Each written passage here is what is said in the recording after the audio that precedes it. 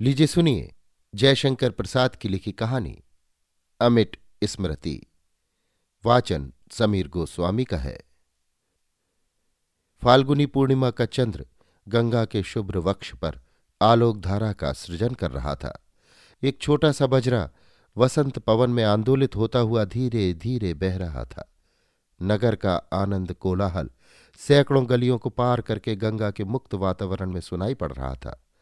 मनोहर दास हाथ मुंह धोकर तकिए के सहारे बैठ चुके थे। गोपाल ने ब्यालू करके उठते हुए पूछा, बाबूजी सितार ले आओ। आज और कल 2 दिन नहीं, मनोहर दास ने कहा। वाह बाबूजी, आज सितार न बजा तो फिर बात क्या रही?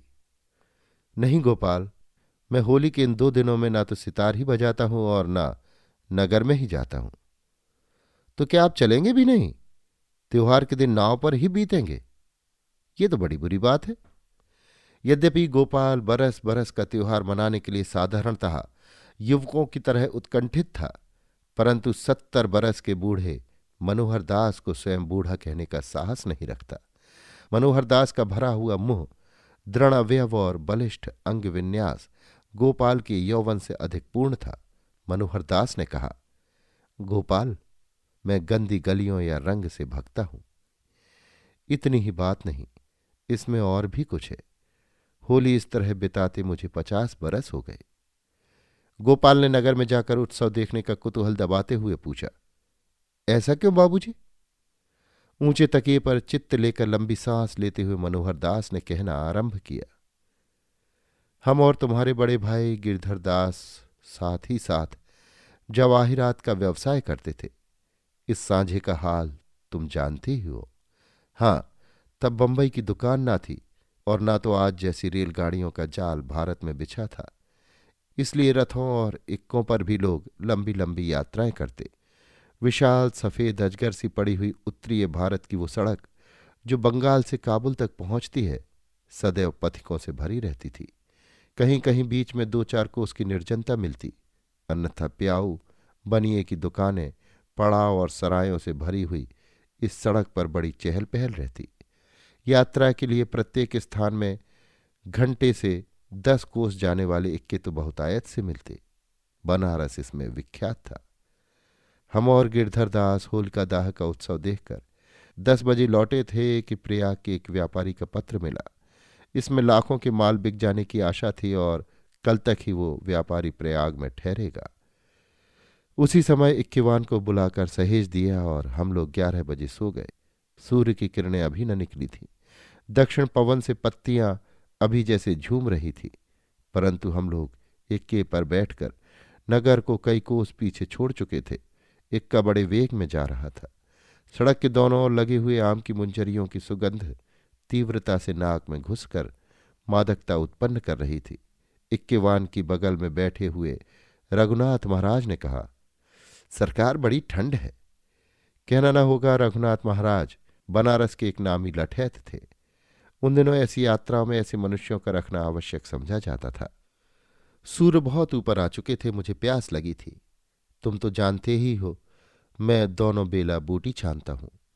आमों की छाया में एक छोटा सा कुआं दिखलाई पड़ा, जिसके ऊपर मुरेरेदार पक्की छत थी और नीचे चारों ओर दालानें थी। मैंने इक्का रोक देने को कहा। पूरब वाली दालान में एक बनिए की दुकान थी, जिस पर गुड़, चना, नमक, सत्तू आदि बिकते थे। मेरे झोले में सब आवश्यक सामान थे। सीढ़ियों से चढ़कर हम लोग ऊपर पहुंचे। सराय यहाँ से 2 कोस और गांव कोस भर था। इस रमणीय स्थान को देखकर विश्राम करने की इच्छा होती थी। अनेक पक्षियों की मधुर बोलियों से मिलकर पवन जैसे सुरीला हो उठा। ठंडई बनने लगी। पास ही एक नींबू का वृक्ष खूब फूला हुआ था। रघुनाथ ने बनिए से हाड़ी लेकर कुछ फूलों को भिगो दिया। ठंडई तैयार होते होते उसकी महक से मन मस्त हो गया। चांदी के गिलास झोली से बाहर निकाले गए, पर रघुनाथ ने कहा, सरकार, इसकी बहार तो पूर्वे में है। बनिए को पुकारा। वो तो था नहीं, एक धीमा स्वर सुनाई पड़ा, क्या चाहिए? पूर्वे दे जाओ। थोड़ी देर में एक 14 वर्ष की लड़की सीढ़ियों से ऊपर आती हुई नजर पड़ी। सचमुच वो सालू की छीट पहने एक देहाती लड़की थी। कल उसकी भाभी ने उसके साथ खूब गुलाल खेला था। वो जगी भी मालूम पड़ती थी। मदिरा मंदिर के द्वार सी खुली हुई आंखों में गुलाल की गरज उड़ रही थी। पलकों के छज्जे और बरौनियों की चिकों पर भी गुलाल की बहार थी। सरके हुए घूंघट से जितनी अलकें दिखाई पड़ती वे सब रंगी थीं, और भीतर से भी उस सरला को कोई रंगीन बनाने लगा था। न जाने क्यों इस छोटी अवस्था में ही वो चेतना से ओतप्रोत थी। ऐसा मालूम होता था कि स्पर्श का मनोविकारमय अनुभव से सचेष्ट बनाए रहता। तब भी उसकी आंखें धोखा खाने ही पर ऊपर उठती।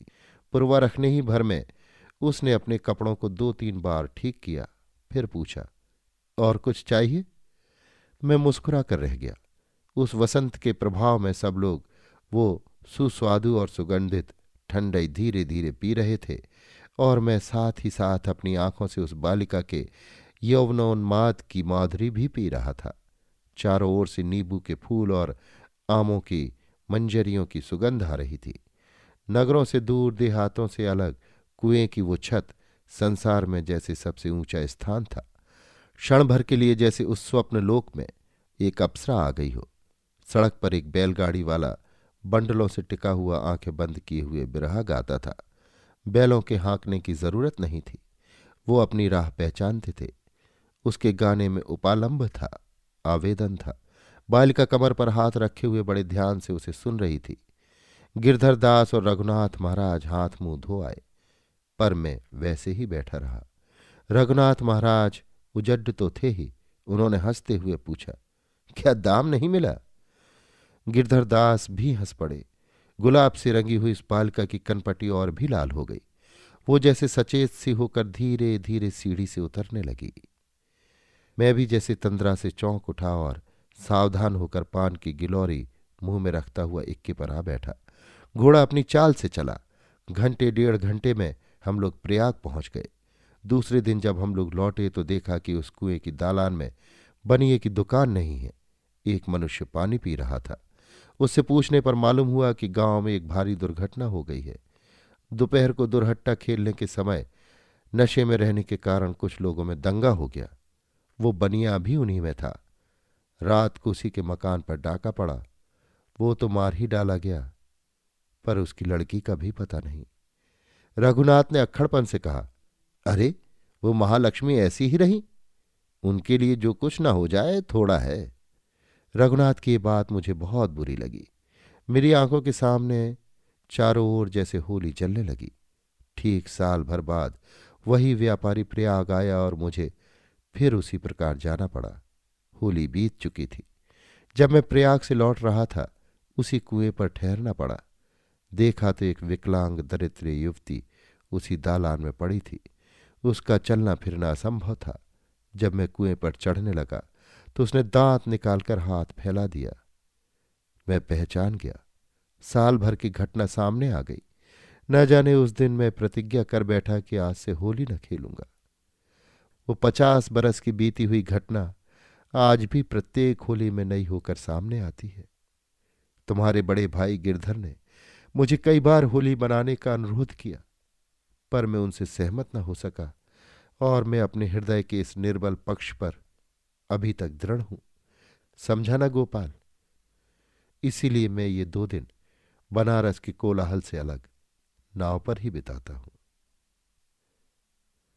अभी आप सुन रहे थे जयशंकर प्रसाद की लिखी कहानी अमिट स्मृति। वाचन समीर गोस्वामी का था।